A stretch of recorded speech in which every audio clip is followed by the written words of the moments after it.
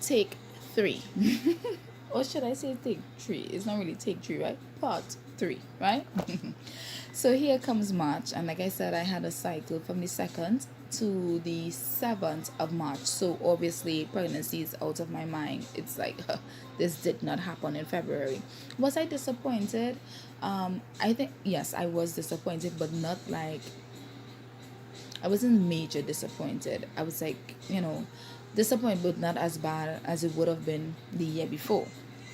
And March, for those of you who are not familiar with, I can't say the Caribbean culture, I can only speak for Trinidad and Tobago, and that is just before Easter. We have a period called Lent, and Lent is when basically you would fast, and you would, some people fast from eating food during certain period times of the day. Some people just fast from particular things. So some people would abstain from sex, abstain from alcohol, sometimes even eating meat certain days out of the week, yada.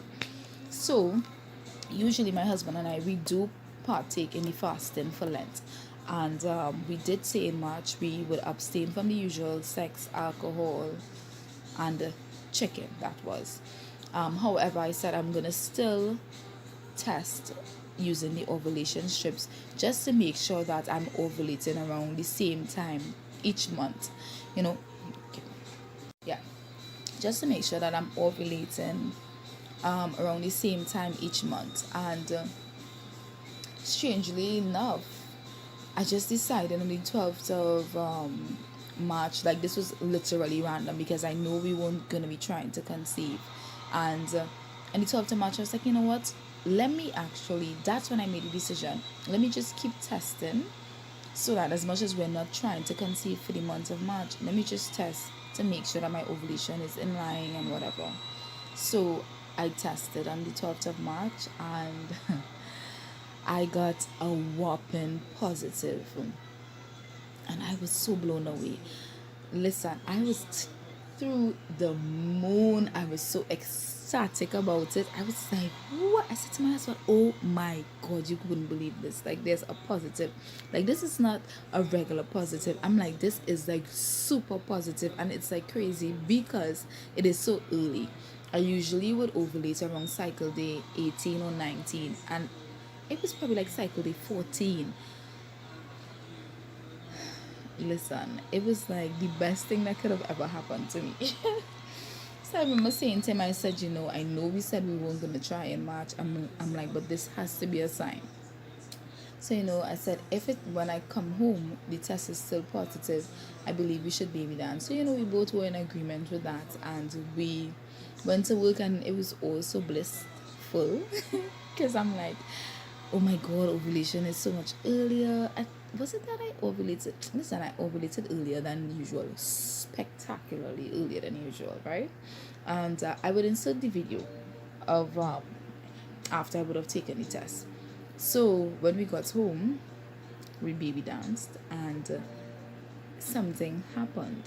I spotted just after baby dancing, and we were both like, first of all, like, this shouldn't even happen like that. And then it rang a bell to us because in September of 2017, for our wedding anniversary, which is the 26th, when we, or it could have been like the day before anniversary, whatever, when we, I would have spotted. And it was strange just because it's like, what is this? And then, day after, some days later, I found out I was pregnant. So my husband was like, you should probably go get a test. So we raced out to the pharmacy, we bought a test, and we bought a digital clear blue test, and it told us we were 2 to 3 weeks pregnant. So obviously we were ecstatic, through the moon. And I think prior to taking that, I think I would have taken one of the clear blue pregnancy tests, for matter of fact, and it was positive. And then we took the digital. So I booked an appointment to go see my doctor, and basically, long story short, he had an inclination that it could have been ectopic because of obviously me having a cycle earlier on, that, but within that same month. In addition to when we would have done the internal scan, he wasn't seeing anything. So then we started doing blood work, and the blood, my HCG levels weren't rising as they should. So on the 23rd of March, it was confirmed that I was experiencing an ectopic pregnancy, and we would have treated it medically right there and then. So obviously that was like another mind blower of how could this happen yet again. But I mean, even in that moment, I found it within myself to just be grateful, because it could have been a lot worse. I mean, I didn't have to find out the way I did, and I could have ended up losing my tubes. So I was just grateful that God allowed it to be as it was, and we found out the way we did, and we were able to treat with it as soon as possible, and me still be in great functional shape in terms of having two tubes still intact, and everything is all good, and I didn't have to do any surgeries. So after doing the medical procedure, what I would have done, after I would have had a cycle, is that I would have seen like a natural practitioner to have a vaginal steam in addition to a womb rub, which I believe really helped, because after I did that, I started bleeding again. And I mean, this might be a little TMI, but hey, I started bleeding again, and I mean, this time around, a lot more clots came out. So I felt good about that, meaning that I think whatever is left there that shouldn't have been there came down. So that was really good. We took a break, and but actually my doctor advised that we don't attempt to try one until I get a negative test. I read a negative test, meaning that my HEG levels would have been out. And in addition to, I think he would have given us like a time frame. So we resumed trying in May or June, and we were still unsuccessful, and we are still in 2019, and we still have not conceived as yet, because today is the 8th of November, and I am currently on my cycle. So we have not been successful since after our ectopic pregnancy in February, or I would say March, because that's when we found out, and I was between 5 to 6 weeks. So yes, it has been a definite tough journey. It for me, the most part, the loss of my son is what really made me question a lot of everything about my faith and everything like that. But I would say I'm in a much better space now, and I'm of the understanding that as much as we don't like to hear the saying everything happens for a reason, the reason for why I've had two losses thus far, I may never know or never understand. But what I will say is that I am grateful for the fact that I'm still alive and well, and I have an opportunity to try again. So I'm saying all of that to say that I am going to, in November, once again, take another active approach to get my health back on track. What I would say is that throughout 2019, I have maintained a good, well, when I say good, meaning that I did not get back to 172.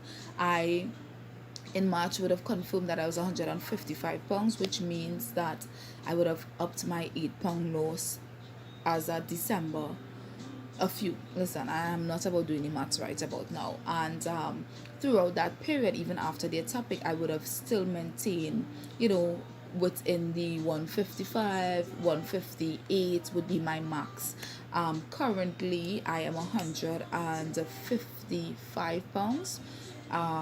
So what I want to do is lose another 5 pounds health wise, obviously, because I want to really get within the weight that I should be. And obviously, for those of you who are unaware, you can remedy your PCOS by maintaining a proper weight and ensuring that your diet is as it should be for PCOS, meaning that stay away from the sugary stuff and those kind of things, mainly staying away from the sugary items and anything that will throw off your hormones. So I'm saying all that to say that I'm back again at that journey, and I don't want to say more rigid, but I'm going to be a little more strict in resuming my intermittent fasting, also more strict in what I eat, and I'm really gonna take a different approach at my continued TTC journey.